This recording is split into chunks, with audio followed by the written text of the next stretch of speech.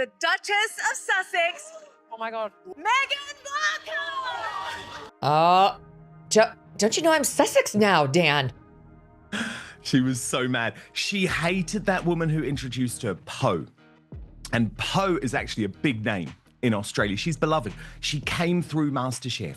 If you ask a high school bully how was his high school experience, the bully will say, oh my God, it was the best time of my life. This is MasterChef Australia. We're going to create recipes fit for a duchess. You know, we're going to be, is it good enough for a frontline royal, that kind of thing. So what I'm hearing is that Meghan kicked off and that she doesn't want to be royal and she doesn't want to be marketed as Duchess this. And of course, on camera, she's like, just call me Meghan. MasterChef Australia had one job introducing their special guest, and they chose the word that tells you everything. Not the entrepreneur, not the lifestyle brand founder, not the actress from that legal drama that ran for 7 seasons. They called her the Duchess.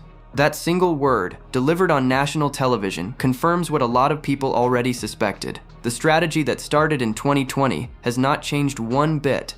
Think about what that introduction actually does. It borrows the weight of 1,000 years of British monarchy and hands it to a woman who told the world she wanted nothing to do with that institution. The title opens the door. The title fills the seat. The title is the reason a cooking competition on the other side of the planet booked her in the first place. Strip away those 5 words, Duke and Duchess of Sussex, and what remains is a former cable actress with a canceled Spotify podcast and a jam brand nobody asked for. Here is the contradiction that never gets resolved. Meghan Markle supposedly fled the royal family to escape the machinery of it, the rules, the pressure, the institution she later described as the thing that broke her. She wanted out. She said so, loudly, across a Netflix documentary and a memoir and a sit-down with Oprah that stopped traffic. And yet every single major appearance since that departure leans on the exact institutional credibility she claims damaged her. You cannot walk out the front door of the palace and keep the palace nameplate in your pocket. The math does not work.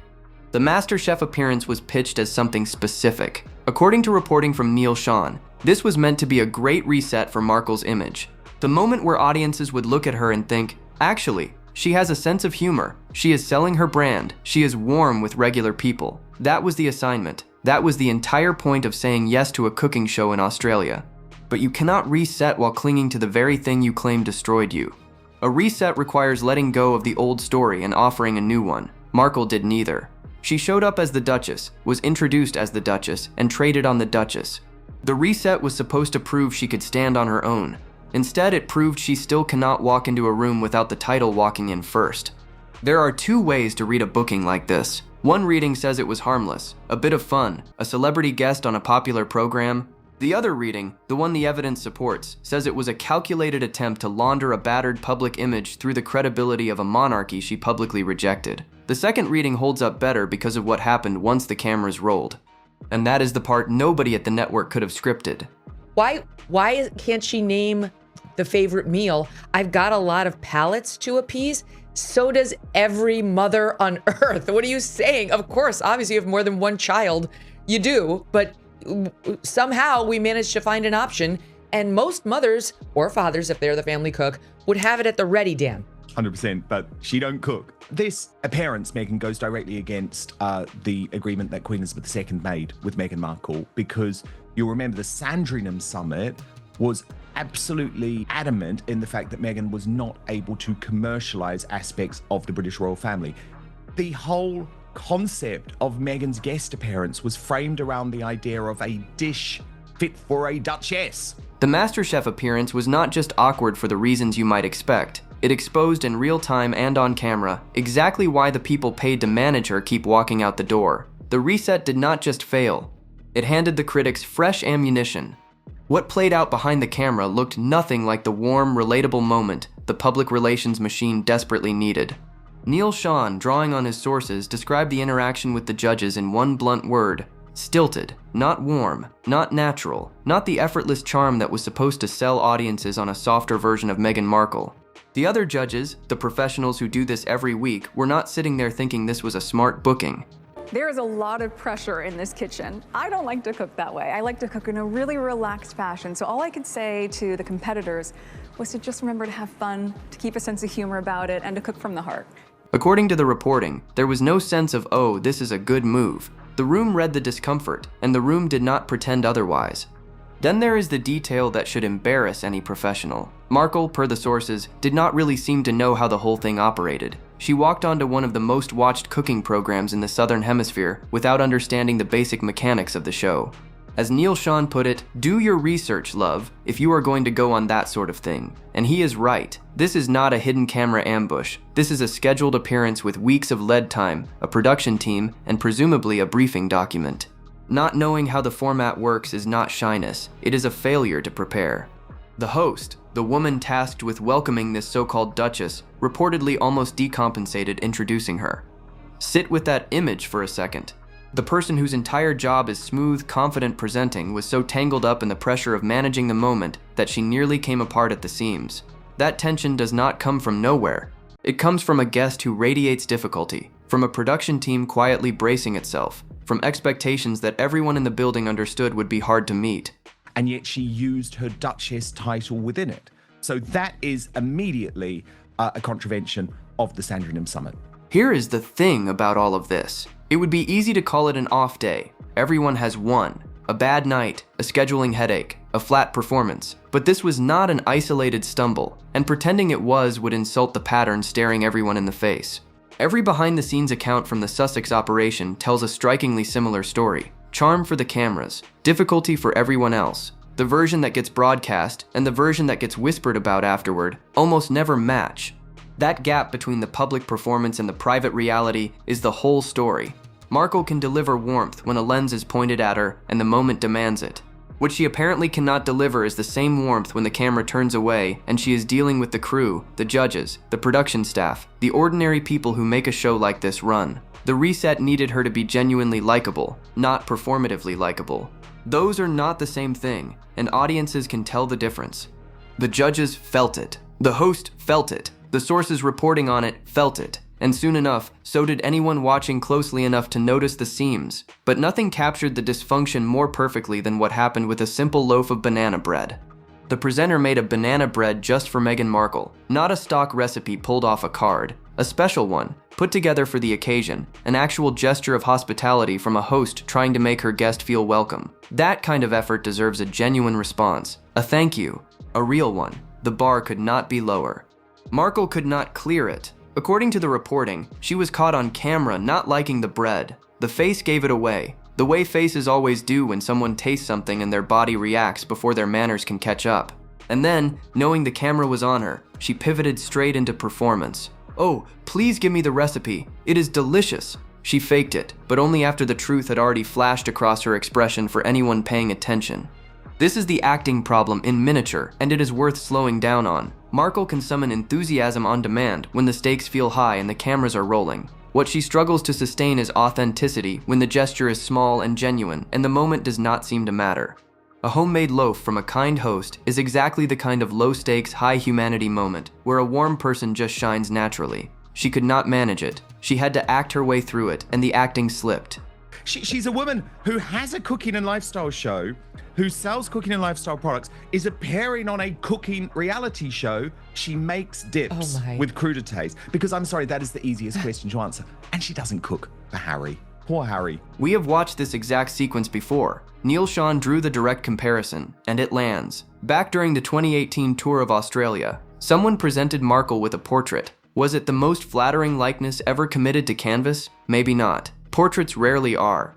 But somebody made an effort. Somebody sat down and created something as a way of saying, we like you. We wanted to give you something. We tried. And Markle, by that account, could not stomach accepting it graciously. The discomfort was written all over her. That is the pattern, laid bare across 7 years and 2 continents. When people offer Markle genuine, unpolished connection, she performs gratitude while radiating discomfort underneath. The mouth says thank you. The eyes say get this away from me. And because the mouth and the eyes are telling 2 different stories, the whole thing reads as fake, which is the single worst outcome for someone whose entire reset depended on seeming real. Here is why banana bread matters more than banana bread should. Cooking a woman a loaf of bread is not a diplomatic summit. It costs the host almost nothing and asks the guest for almost nothing in return. Just eat it, mean the thank you, move on. When someone cannot pass a test that simple, it tells you the problem is not situational. It is temperamental. It is baked in, if you will forgive the pun.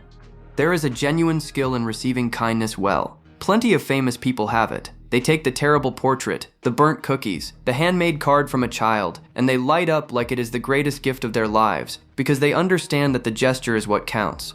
Markle, according to every account like this one, does not have that skill. Or she has it only when the incentives are perfectly aligned and the camera is capturing her good angle. The portrait in 2018 and the banana bread in 2025 are the same story wearing different clothes. The setting changes, the response does not. And here is the part that turns one bad loaf of bread into a real story. Her own public relations team saw this disaster coming from a mile away. They had a fix ready to go, a clean, simple, cost-free fix, and she refused it. The plan her team came up with was almost insultingly straightforward. Have Meghan Markle actually make that banana bread at home, film it, post it to social media, tag the host who made the original, write something warm underneath. The team loved it. My husband loved it. Thank you so much for the recipe. That is it. That is the entire strategy. Basic interaction marketing, the kind a mid-level influencer executes without a second thought. Neil Sean spelled out exactly why this would have worked. It would take the sting out of all the negative headlines. It would create a warmer atmosphere for the company that welcomed her so nicely onto their program. It flips the whole narrative. Instead of the stilted guest who could not fake enjoying a loaf of bread, you get the humble, grateful woman who loved the recipe so much she went home and made it herself. One post, problem solved, goodwill restored. The host feels appreciated, the audience feels warmth, and the bad headlines quietly lose their oxygen. But there is a snag buried inside this fix, and it is a revealing one. And we're not talking about the very badly staged situation with, of course, her husband, Prince Harry, popping up and trying to... Well, actually, I don't know about you. Can we just ask? I think he's a better actor than her. He can fake it more. You know, I think he's had more years of experience. And I think ultimately he can definitely fake it better than Markle. As Neil Sean pointed out, you never actually see Markle cooking anything. You see results. You see her arranging things, bagging things, plating things, styling things for the perfect shot. What you do not see is the actual cooking, the hands in the bowl, the mess, the process. It is all product, no labor, and a banana bread post would have required her to show the one thing her brand has always carefully edited out. So the fix that should have taken an afternoon apparently dried up, and when the team came back with a workaround, just post it, keep it simple, film the smallest amount, and let the caption do the heavy lifting, the answer was not an enthusiastic yes. According to the reporting, Markle was mulling the idea over. Mulling it over, as Neil Sean asked, and it is the exact right question. What is there to mull over, sister? Think about the state she was in when this option landed on her desk. A heap of bad headlines, nothing counteracting them, a television appearance that went sideways in front of a national audience. And on the table sits a solution that costs nothing, requires no apology, admits no fault, and paints her in the most flattering possible light. A normal person in crisis grabs that lifeline with both hands. Markle stood there weighing it like it was a major life decision. That hesitation tells you something the polished statements never will. This was a chance to show three things at once: humility, gratitude, and basic competence in a kitchen. Three qualities her brand desperately needs the public to believe she has. The post would have handed all three to her in a single frame, and she could not bring herself to do it, or she stalled so long that the moment passed and the goodwill curdled. You have to ask what kind of person turns this down. Not a strategic genius playing a longer game, someone who cannot perform the small, humble gesture even when the small, humble gesture is precisely what saves her. The refusal is not calculated, it is instinctive. An instinct is exactly the thing you cannot coach out of a client. That instinct, the reflexive no to the easy fix, is the same instinct that has been emptying her offices for years. Neil Sean connected the dots directly, and the line he drew is hard to argue with. You can understand why so many of Markle's staff have quit when you think about it. The banana bread saga is not a side plot. It is a case study in the exact behavior that drives professional people out the door. You are hired to protect an image. You devise a smart, easy, effective plan, and your principal will not execute it. Do that enough times and even the most patient publicist starts updating the resume. He named the pressure point specifically, the marketing and public relations staff. That is where her leverage has fallen apart, because Markle, by this account, does not understand marketing. Not just the tactics, but the whole logic of it, the give and take, the humility, the reading of an audience. And when the person at the center does not understand the thing you were hired to do, your job becomes impossible before you have even started. One name stands out in the reporting: Meredith Kane, described as a very expensive signing who nonetheless did not stick around. This was supposed to be the fix. The high-profile hire who would finally bring order to the operation, the professional heavyweight who would steer the brand out of the ditch, and she did not last. A pricey, prestigious signing walking away is not a small thing. It is a signal. When the expensive expert brought in to solve the problem decides she would rather leave than keep trying, the problem is not the staff. The problem is the boss. Now the current team is starting to fray in the same familiar way. Neil Sean described them as beginning to beget a little more fractious. Fractious. The same friction, the same frustration, the same slow erosion of patience that pushed the last group out. This is not a coincidence of personalities. When every team that passes through the same office ends up in the same state of quiet mutiny, the common denominator is not the teams. Remember, this new group inherited the wreckage from an old group. The old team, the ones who reportedly persuaded Markle to do the so-called baby mama dance during her first pregnancy, they are long gone. The new team walked in believing they could do it better, that the last crew simply made mistakes. And here they are, running headfirst into the same wall, devising sensible plans, watching those plans get mulled over into oblivion, feeling the frustration build. Here is what makes this more than a story about revolving doors and hard-to-please celebrities. It is not simply that Markle refuses to take advice. Plenty of powerful people bristle at advice and still succeed. The deeper issue is that she seems constitutionally incapable of the small gestures that would actually solve her problems. Not the grand strategies, the small ones, the thank you post, the gracious acceptance of a homemade loaf, the tiny human moments that cost nothing and fix everything. Those are the ones she cannot bring herself to make, and no amount of expensive talent can make them for her. Every team that arrives with fresh energy eventually discovers the same ceiling. The strategy is sound. The execution requires the one thing the client will not supply. And just when the MasterChef appearance could not get more strained, Prince Harry showed up to make the whole thing worse. The Harry cameo, by every account, felt engineered. Neil Sean called it very badly staged. Not a spontaneous, delightful surprise. A manufactured one, an artificial insert designed to look like magic and landing like a rehearsal.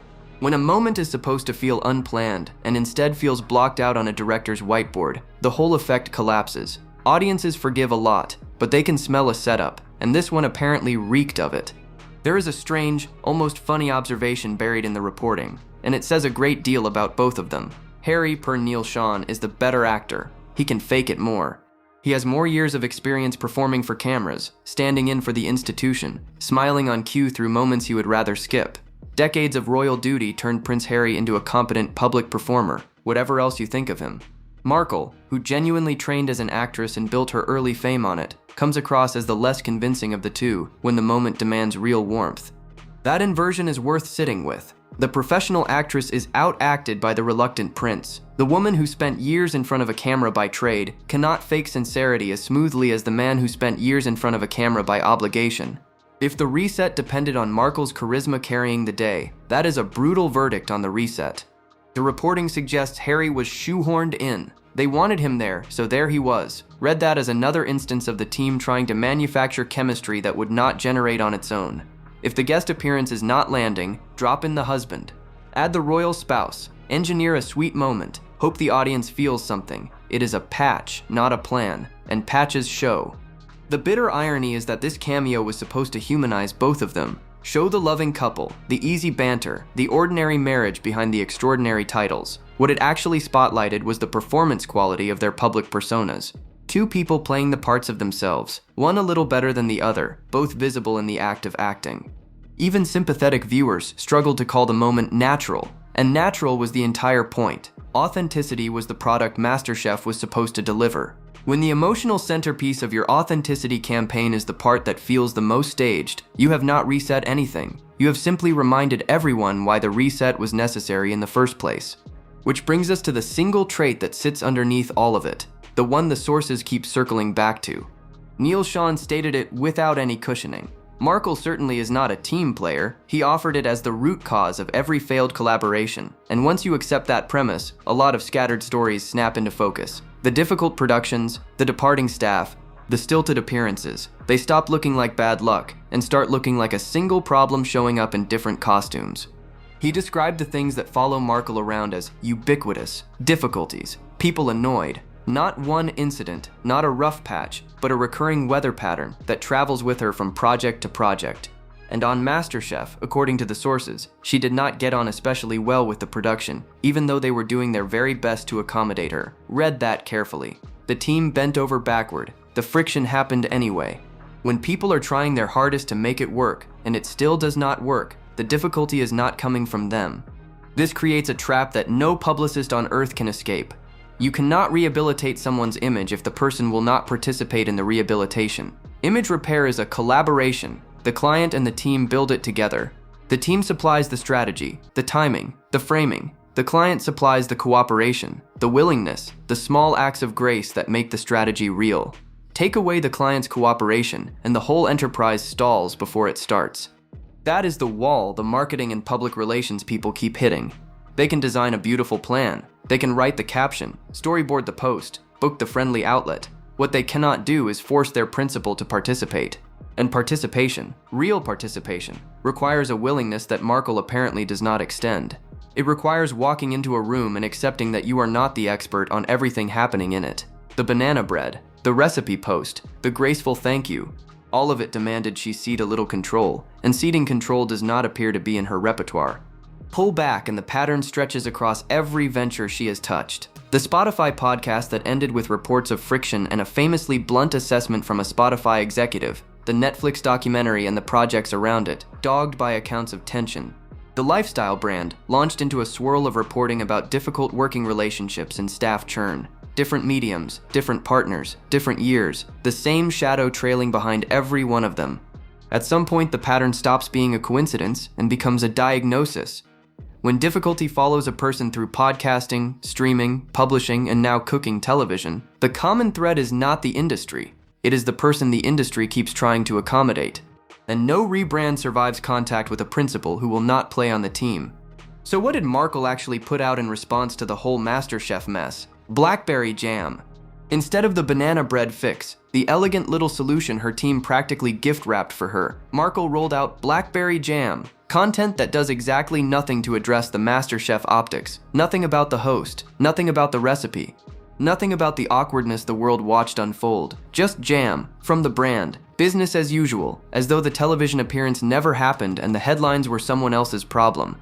Neil Sean's verdict on this was 4 words long. That is not going to cut it. And he is precisely right. She has, in his words, a heap of bad headlines, and nobody has counteracted them. The one move she made, the jam, sails right past the actual issue.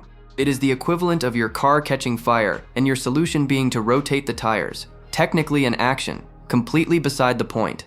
This reveals the fundamental misunderstanding at the center of the whole operation. Markle treats her brand as though she is the client and everyone else is the staff. As though the world exists to serve her preferences, and the only question that matters is what she feels like doing on a given day. But that is backward. In this business, the audience is the client. The audience is the one you are trying to win, to reassure, to warm up. The banana bread post served the client, the audience. The blackberry jam served only her, the schedule she already had, the product she already wanted to push. Get that relationship wrong, and every decision drifts off target. You respond to a crisis of warmth with a product drop. You answer a question about grace with a question about inventory. You keep talking when the moment calls for listening. The blackberry jam is not just an inadequate fix. It is proof that she still does not understand what needs fixing, or who she is supposed to be serving. No wonder the staff are, in Neil Sean's memorable phrasing, going bananas. Even the current team recognizes the strategy is not working. They can see the gap between the problem and the response. They pitched the right answer, watched it get mulled into nothing, and then watched the jam go out instead. That is the moment a professional's patience snaps. Not the hard work, the futility. Doing your job well and watching it get overruled by someone who does not grasp the game. There is a version of this story where the jam is fine, a small misstep in an otherwise steady campaign. That is not this story. This is a campaign already on fire, offered a bucket of water, choosing instead to redecorate. The staff going bananas is not gossip. It is the sound of competent people realizing they cannot save someone who will not be saved. And the audience watching from the outside can see it too, which is the part that makes the blackberry jam not just a missed opportunity, but an active own goal. The crisis was visible. The non-response was visible. Putting those two things side by side and drawing the obvious conclusion does not require any inside knowledge. It just requires paying attention. But here is what lifts this above one clumsy television appearance and turns it into the whole story in a single loaf. Go back to where we started. MasterChef introduced her as the Duchess because that is the only product she is genuinely selling, and she knows it, not the cooking, which we never actually see, not the warmth, which slipped the moment the bread hit her tongue, not the chemistry with Harry, which had to be staged. The title, the Duchess, that is the merchandise. Everything else is packaging around those 5 borrowed words. And that is the contradiction that quietly sinks the entire enterprise. You cannot reject the institution and trade on its credibility at the same time. You cannot tell the world the monarchy broke you and then let a cooking show open with your monarchical title because it puts more eyes on the screen. Pick one. Either the title means something, in which case the duties that come with it mean something too, or it means nothing, in which case stop cashing it in on every continent. The one thing you cannot do forever is have it both ways. The math runs out. The MasterChef appearance crystallizes the whole post-royal strategy in a single afternoon. Use the title for access. Then refuse the gracious follow-through that would make people actually like you once you are through the door. Get the booking on the strength of Duchess. Fumble the humanity that would have justified it. Take the platform. Waste the moment. It is the strategy in a nutshell, and the nutshell is cracked. The banana bread was never really about banana bread. It was a test. A tiny, low-stakes, perfectly designed test of whether Meghan Markle could accept something small with genuine warmth. A homemade loaf, a kind host, a camera catching it all. And she failed that test in public, in front of a national audience, in the exact setting that was supposed to prove she could pass it. Her face told the truth before her manners could edit it, and the whole reset unraveled from that one honest flinch. Her team knows the fix. That is what makes this so damning. They knew it before she walked on set, and they knew it the moment the bread went sideways. Make the bread, post it, say thank you. She will not do it, because doing it would mean admitting she needs to change something about how she moves through the world, and that admission, small as it is, seems to be the one thing she cannot make. So the doors keep opening on the strength of a title she claims she never wanted, and closing on the strength of behavior she refuses to examine. The expensive publicists arrive, hit the wall, and leave. The new team phrase exactly like the old one. And the audience, the actual client, watches a woman who wants the crown's glow without a single one of its obligations. She did not want the job that comes with the title. She desperately wants the title that comes with the job. Both, arguably, should have gone the moment royal stories became things to sell. They called her Duchess because that is exactly what she wanted them to call her. The royal cell never stopped. It just, finally, stopped working. Drop your thoughts below. Like, subscribe, and stay tuned for what comes next.